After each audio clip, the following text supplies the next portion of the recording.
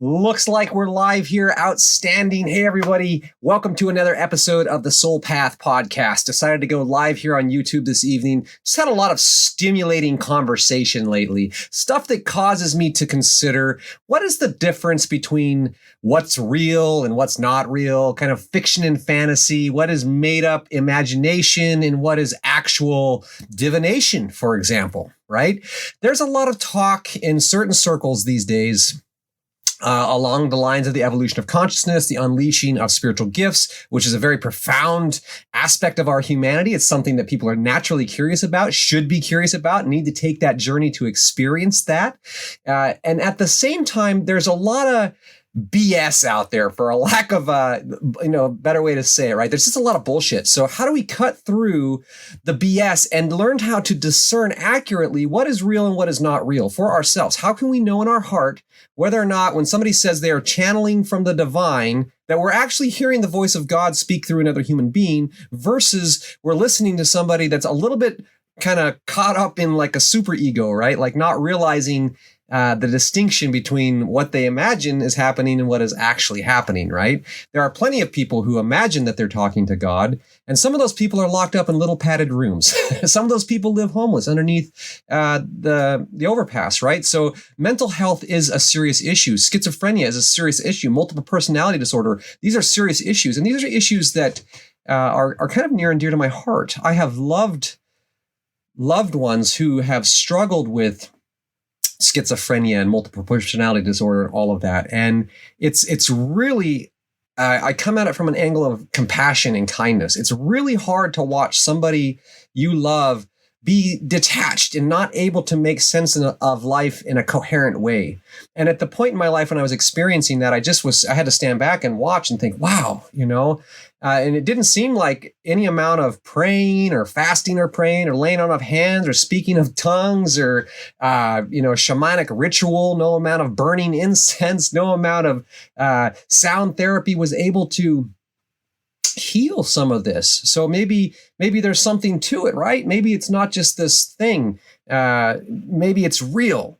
Crazy is real, right? There are really crazy people in the world, and they believe with absolute certainty and conviction that they and their experience of spirituality is reality, right? And to a certain extent, we all do. So let's just be humble and say, to a certain degree, we all believe that our experience of spirituality is real, right? Otherwise we wouldn't believe it. You see how that works, right? We have to believe it because it's our experience, and we wouldn't want to deny our experience. So we can't really deny our experience. And yet there's something very, very subtle, the art of subtle distinction between illusion and imagination, between what's real and what's not real. So this is like on each of our own individual paths, the process of spiritual maturity, right? We gain greater clarity. If there was a hallmark of spiritual maturity, or like you have been on that path for a while, it's to be able to discern accurately, to see accurately, to have accurate perception, to be able to tell the difference between fact and fiction, between truth and story, right? I mean, it's all story, but some stories are rooted in reality, and some stories are just a complete distortion of reality. And how do we know the difference? And why is this important? It's important because if we don't learn how to discern, and somebody walking down the street says, hey, by the way, the divine is communicating to me, and now we are speaking through he and who stands before you, and this is the voice of God telling me to tell you, or telling you now to go do this thing or not to do that thing, or this is, some life insight. Pause for a second, right? It could be that there's a prophet walking down the street who's channeling the divine and speaking to you. That's a possibility. I'm not going to rule that one out completely, right? So are we open? Are we curious? We don't have to be afraid of that. We just have to be able to discern whether or not we're dealing with some crackpot spiritual fruitcake or if we're dealing with the real McCoy here. Is this like really a gifted individual with a specific ability to tap into a dimension of reality that I don't have access to, and they're now communicating to channeling? Maybe they're channeling a loved one. Maybe they're channeling ancestors. Maybe they're channeling, Akashic records, whatever channeling is going on. How do you know if it's meant for you? Should you receive that and take that as the divine? And I'll use the word take that as gospel, right? Not to be too tongue-in-cheek here. It's do we have the ability for ourselves to decide in real time, if somebody shows up and says, I'm speaking on God's behalf and this is what God says, to accept that or reject that? Or we have to be able to maintain that authority to be discerning. That way we're not deceived and misled into thinking, this person's a spokesperson for God, and therefore, the divine is communicating to me through them, and I'm going to pay attention because I believe this is the universe talking to me. That's a pretty powerful place to be. A powerful dynamic, right? If you're in a place where you're like, wow, God is talking to me through this person. Maybe it's a pastor, a preacher, a leader. Maybe it is, the street prophet. Maybe it is a divine channel. Maybe it is somebody in a Facebook group. Maybe whoever, wherever you're encountering this kind of experience where you're like spiritually unsure. You're like, I don't know if I buy that or not buy that. It kind of resonates, kind of doesn't resonate. There's some little flags going off, but they seem awfully sincere. They're awfully convinced that they're communicating and channeling the divine. So hell, maybe they are. And maybe they are, right? Let's just be humble. Maybe they are. Maybe they are. Are we curious? Are we open to receive that if that's in fact the case?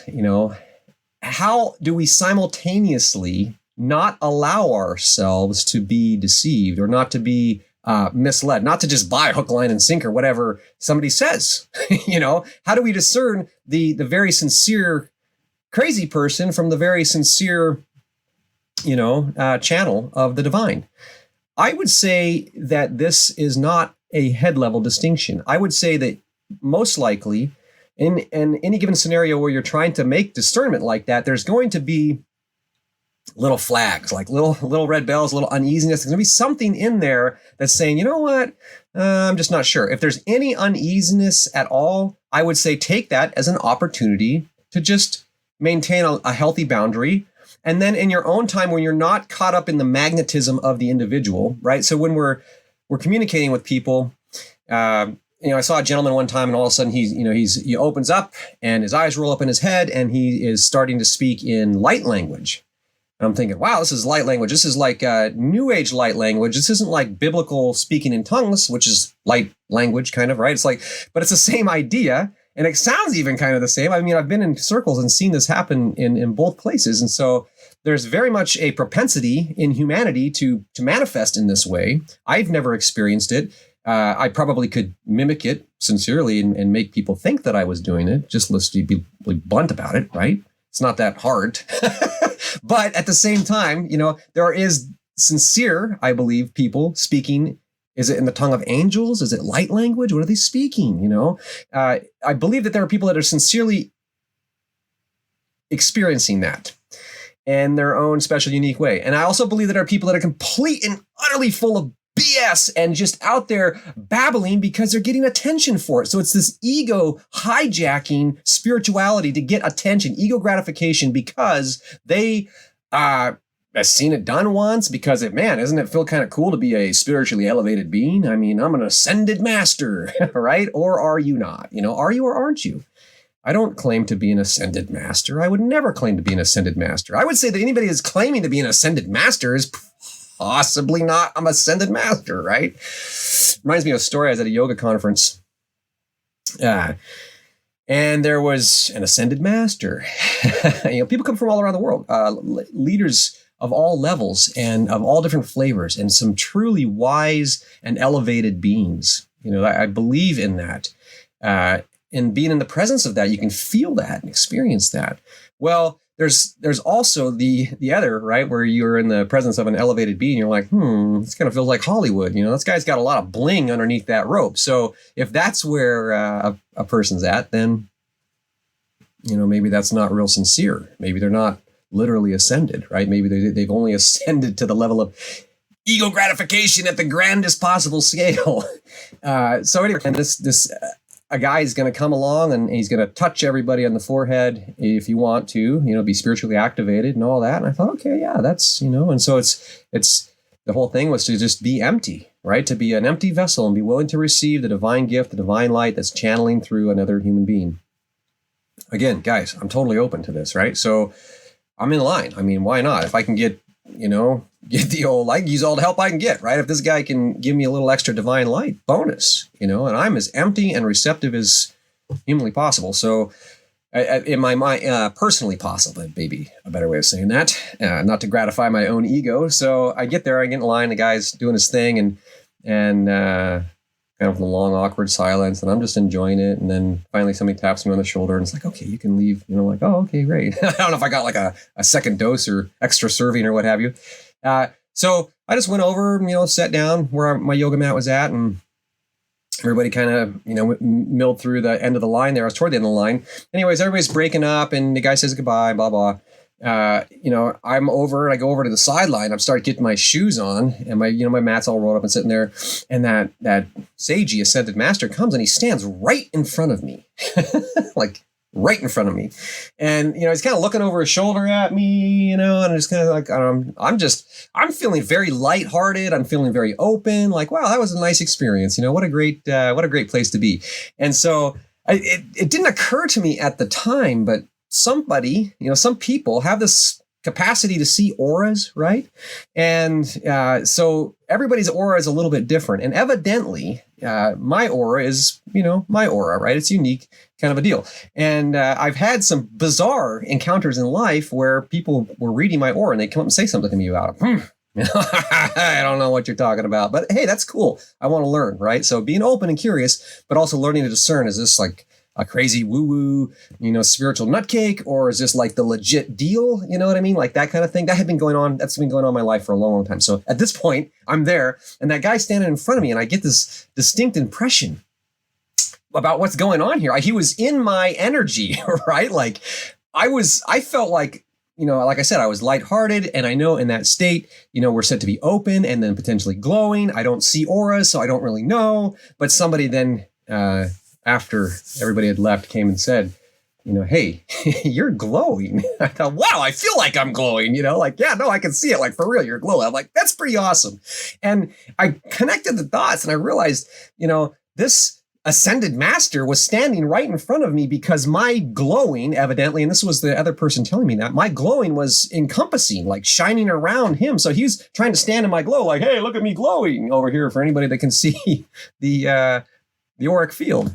Anyway, so I just, was that guy an ascended master? I don't believe that he was an ascended master. I think that he was a spiritually evolved or spiritually advanced to a certain degree, but there was a missing point there that maturity just kind of stopped, right? He got caught up in the spiritual gifts, and this in the Yoga Sutras, in the Bibles, and all the lineages that teach spiritual gifts. There's a burden of responsibility that comes with it, right? And a lot of times people think, oh, I'm going to get this, I'm going to get spiritually woke and activated, and I'm going to align my chakras. I'm going to go out there and walk on water and lay on hands and do some healing and speak in light language and channel the divine and all that. Fabulous. Go for it. Knock yourself out. Run at it with your heart wide open, right? Again, that divine potential, that pure energetic seed that is you, that is a limitless potential. I couldn't even begin to imagine what's possible for you in your life. So you have to take that journey with curiosity and excitement about it. But again, the art of subtle distinction, right? You have to learn at some point the difference between your imagination and reality, right? So we have to learn to discern whether or not I'm just listening to my ego or listening to the voice inside my head say this or say that, or if a person feels like I am speaking on behalf of the divine. I mean, guys, can I just be blunt? I mean, that is a really high level of assertion, right? To make that claim, like essentially making the claim of being a prophet. Again, there's stories in the Bible, there's stories in all the wisdom traditions. So I'm not ruling out that this is possible. I'm just saying that by and large, it's probably not authentic the vast majority of the time, because the vast majority of the time, a human being who is going through this process of activation and spiritual realization is going to get caught up at the level of activating gifts and I begin to identify with that. Wow, like I got all these gifts and that becomes identity. So when I understand that my identity has now adopted this divine, it's not, we are in some sense all divine, right? We are expressions of divine intent. We are divine creatures. We create, we co-create with the grand essence of everything that is, the sum of all, the sum and source of all, the eternal enigma, the great mystery of life. We are part of that, intimately connected to and expressing that at all times. So yes, we are divine. Yes, we are connected to divine. Yes, we are channeling divine at some level, in some sense. But to say that the words that are coming out of my mouth is a direct channel of divine communication, that is a whole nother level of claim. Right? That's like saying, you should listen to me because God's telling you what to do coming out of my mouth. And when somebody's saying that, for me personally, there are a lot of red flags that go off because I've heard this story before. And if I look around, I see that a lot of the peeps, that are making these kind of claims are pretty awfully human, and they still suffer from their own humanity and their own foolishness and their own damn ego, right? So this is just another human being. I can choose to listen and receive and be open to the fact that maybe God is talking to me through that person. This is how I handle that, right? At the mental level, this is how I receive that. When I was young and I realized I could learn anything, I realized I can learn anything from anyone. I can learn what not to do from somebody that's doing something stupid, for example. But I can learn a lot just from observation. I can learn a lot from my own stupid, foolish mistakes, right? But I can learn from anyone. So if somebody's telling me that they are communicating or channeling the divine, and if they're like out there and speaking in third person and really getting into it, like fully on convinced that they're speaking in the divine, then I have a choice to make. I could call BS and, go clashing in and challenge that and be like, I'm not buying it. Prove it. You know what I mean? Like, prove it. I want to see some levitation here. Like, okay, God, you want me to listen to this person?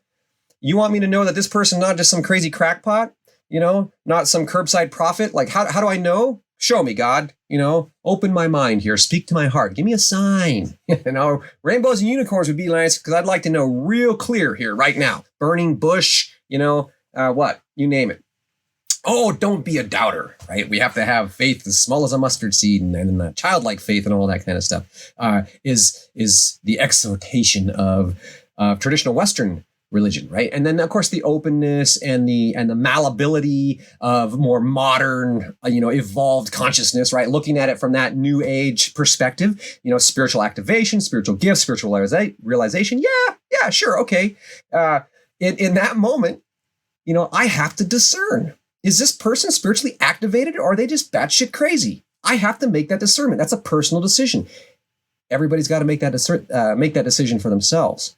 And here's why I'm sharing this. It's because I've been in some groups recently where there are a lot of people, big numbers of people, hundreds of thousands of people getting together and sharing and talking about the spiritual journey, like the Soul Path podcast, for example. But there are groups, right? There are people that are plugging in, like-minded, and there are some traditional groups, and there are non-traditional groups, and there are, new age groups. There's every imaginable kind of group, right? So we find that tribe, our true vibe tribe, the people that we vibe with. Now, I can vibe in a lot of different groups, but I go in these groups and I'm there and I'm engaging. We're talking about the spiritual journey, and yes, because it's near and dear to my heart. But then I see somebody do this, this channeling or this, that, and the other, and I have to pause and evaluate in that moment: is this sincere and authentic, or is this imagination and ego? Right. So I'm trying to make that discernment in the moment while simultaneously being open and receptive to the fact that maybe God's talking to me. I mean, God's always talking. Life's always talking. The divine's always talking. How do you want to define it?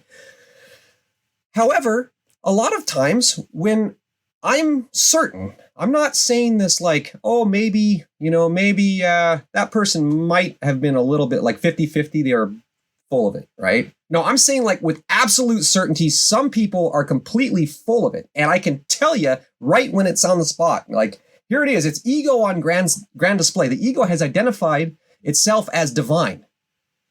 Understand that. The ego has identified itself as divine. And when the ego has identified itself as divine, we are a long way from reality.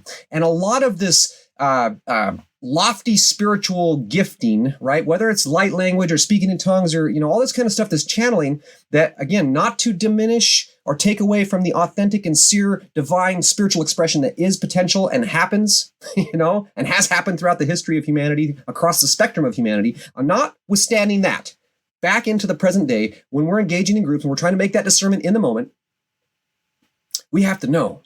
Because if we're receiving this and believing that this is divine communication and it's not, where does that lead us? Right? I think that it's like the blind leading the blind. I mean, maybe it's leading us toward a cliff. Maybe it's leading us into misery and suffering. Maybe it's leading us into confusion or deeper into the house of mirrors, the mental mirage, which I think is most often where it leads. It's an ego echo chamber. It's like, bam, bam, like, oh, wow, now I'm in the presence, I'm in the presence of an enlightened being and I ascended master. And so now the ascended master is giving my ego attention. I'm giving the ascended master's ego attention. This is happening. It's a head level thing and it's all imaginary. It's all created. It's all story. In the midst of that, there is still the divine connection, right? There is still the, aspect that there are two divine creatures communicating. So yes, there is divine communication, However, is it being received as the voice of God, the universe talking right now? Like, without question? Does that make sense? Like, you have to stay curious. You have to stay open. The subtle art, or the art of subtle distinction. Can you receive with grace what you hear? Can you evaluate it at the soul level, not the mental level? Get out of the head for a second. That's where we get caught. Does it make sense? Try to, not try to. We can get triggered. We can get lost in language. We can get all caught up in that and, literally not be able to see past the end of our nose, right? We can convince ourselves of anything. Think about all the limiting beliefs that we have. Think about all the stuff that we believe that is not actually true. There's no end to it, right? So, knowing that, just being honest, like, we're part of the human condition is that I can convince myself of anything, right? I'm pretty much always convinced that I'm right, because if I wasn't convinced that I was right, then I wouldn't believe what I believe. I wouldn't think what I think. And this is the same, I believe, for everybody. It's a part of the human condition, my opinion. So when I'm making this distinction, I'm not thinking about it. I'm trying to sense it here. And this is a ripe opportunity to talk about where discernment comes from. Accurate perception is a specific application of the mental function, right? So this is a spiritually rendered use of the mind. Make sense? A spiritually rendered use of the mind. That means that through the inner awareness, a spiritual awareness, I'm now using my mind and bringing it to bear like a tool to grab a hold of something, to twist it, to take it, to carve it, to do what have you. And when I'm discerning, there's an aspect of that, but the initial impression actually comes from something deeper than. So by the time that our mind is engaging the mind of another person through communication, through language, there's already been a whole lot of communication going on at the subconscious level, at the energetic level. So the electromagnetic field around our heart is so much bigger and more powerful than our mind. We feel and perceive somebody long before we think and identify. And that's even another layer of gut level, right? You have 40 million neurons in the heart. There's neurons in the gut. We're an intelligent antenna. So we're always getting this information.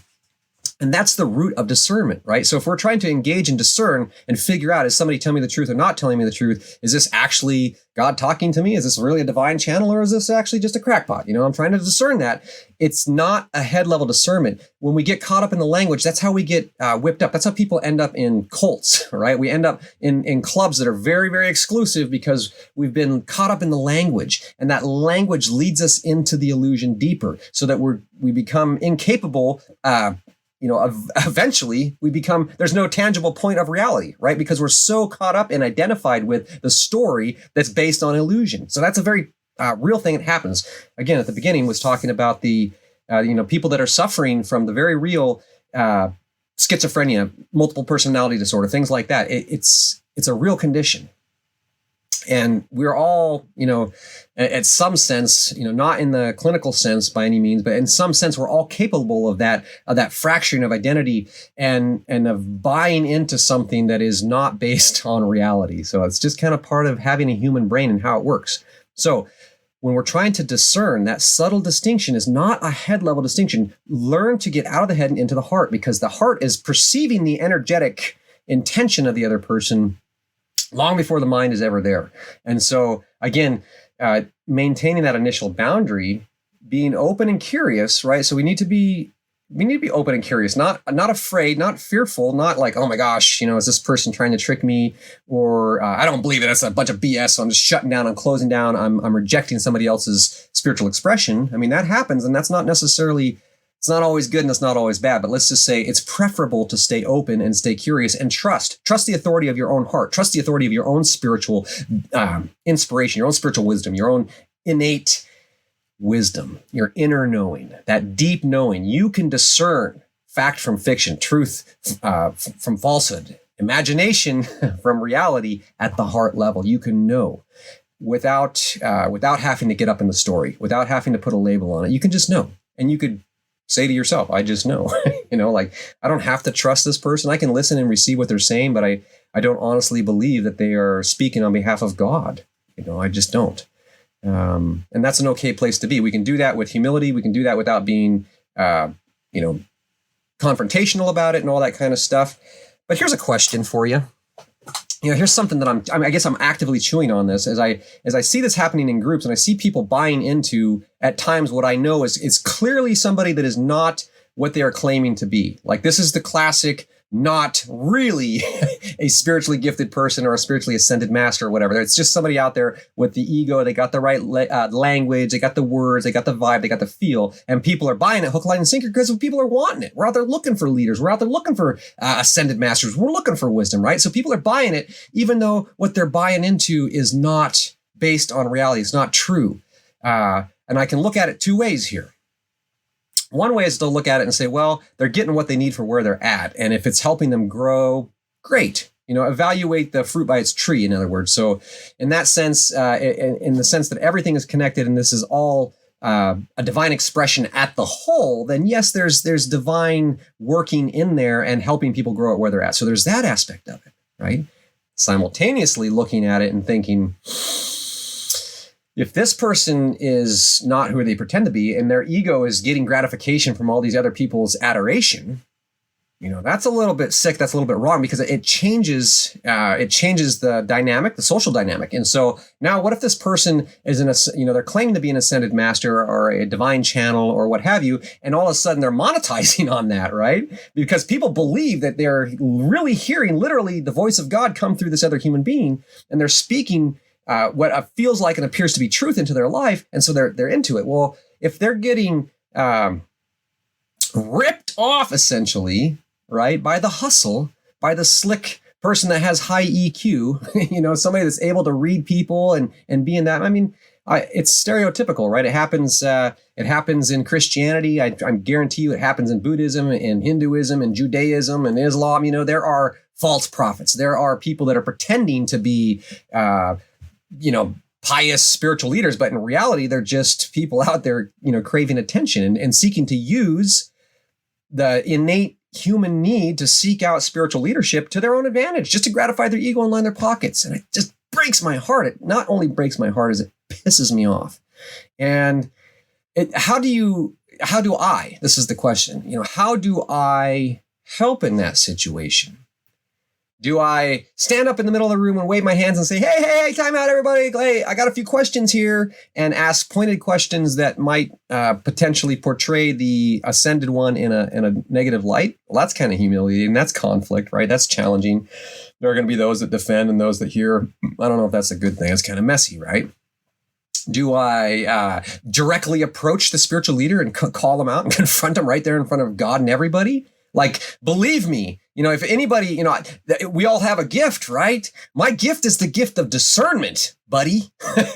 I see clearly and accurately what is and isn't bullshit, and I'm calling bullshit on you, right? So if that was the mode, how to make the sense of it, right? I don't know. It just kind of leads to conflict. So, what's the practical solution? And this is what prompted the podcast. The practical solution is to share kind of that systematic process. How do we learn to fine tune the subtle art of discernment, that subtle distinction? It's not a head level distinction. We can't evaluate somebody's spiritual authenticity based on their language alone. We can't evaluate somebody's spiritual authenticity based on the vibe or the garb or whether or not they're wearing a robe or they've got rings on or whatever. We can't evaluate somebody's spiritual authenticity based on their own conviction, right? Somebody can be so totally convinced and so passionate and so on fire about what they're saying. That doesn't necessarily mean that what they're saying is true or right, right? We understand that, I think, at the logical level. So it's not evaluating at the head level. It's not evaluating at the language level. It's evaluating at the heart level, at the level of intuition, of deep inner knowing, of spiritual discernment. Can you feel the intention of the individual? Can you sense that? Can you sense the truth in their words or sense the error in their words? Can you see the part that's good and also see the part that's a little bit distorted, that's just a little bit human? If somebody's claiming to be a channel of the divine, then you should be able to clearly see the divine presence shining through. Can you also discern and see or make the distinction of where the ego or the mind or the humanity that is still there in that person, right? Even if we receive that this person is channeling and divine communication is coming through, we're receiving that, we're open, we're curious, we still need to be able to maintain an accurate distinction between the person's innate divinity, potential spiritual gift, and the fact that they're still human. Right? So the ego is still there. The mind is still there. And if you can't identify it, red flag, it's there somewhere, right? Like that's, it's really hard to sometimes question somebody. For example, to go back to the story of the yoga guy, the guy in the white robe, I wouldn't want to question or challenge that guy in the group because, I mean, there were people there that were like, washing the guy's feet. They really believed that he was an ascended master. And so it would just be my ego coming crashing into the party to try to make a big hoop about it, right? So I need to be able to receive what I can receive from this guy without allowing myself to get caught up in the story. And that's kind of the secret, right? It's humility. It's humility and it's honesty. Honestly, in my heart, I don't know whether to believe or not believe this. And if that's the case, if you find yourself at that point, in the evaluation of somebody's spiritual authenticity of a ascended master or a leader or a channel or what have you, if you're at that point and you're just not sure whether to believe or not believe, that's a good indication. It's a good point to just take a step back. Take a deep breath. Maintain that boundary because, again, just like that, long before we're communicating at the level of language, head level communication, we've felt somebody else's presence. We're engaging at that level. We can feel it at that level. We need to maintain healthy boundaries at that energetic level. Does that make sense? So open and curious can be there behind boundaries, healthy boundaries, where I don't have to believe what this person is saying. I don't have to take them at face value. I have every divine right, every authority within myself to make that distinction, to make that discernment, learn how to discern at the heart level. Maybe I just need to take a step back and evaluate, how does this feel? Does it feel right? Does it not feel right? And then again, feeling.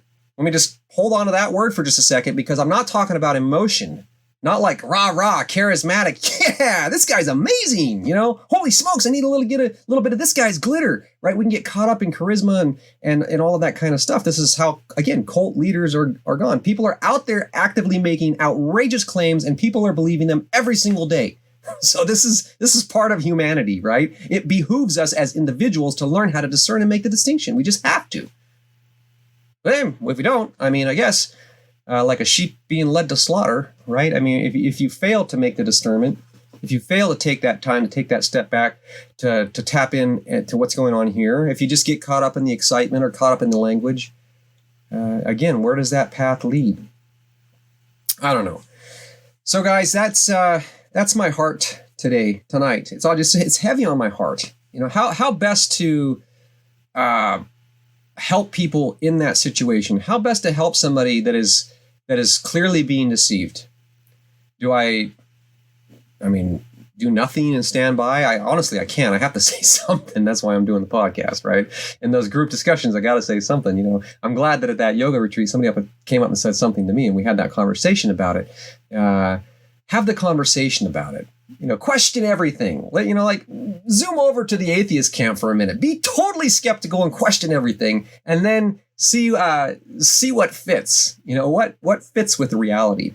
and make room for some magic, make room for some metaphysical, make room for the spiritual journey, make room for infinitely diverse spiritual expression, right? Make way for divine intent, a curious exploration of infinite potential. This is what's driving the cosmos, right? As much as it's driving the conversation, as much as it's driving any divine channeling or tarot card reading or laying on of hands or any other spiritual gifts, spiritual manifestation, those things are actually happening. It's just important to discern what is and isn't authentic, right? What is and isn't distorted? What is and isn't actually deception? To what degree are we being deceived? To what degree are we being self-deceived, right? In the moment, maybe we want to believe. Maybe we're like, you know what? I really need to believe that this guy is actually the ascended master. I need to believe that because I need an ascended master right now.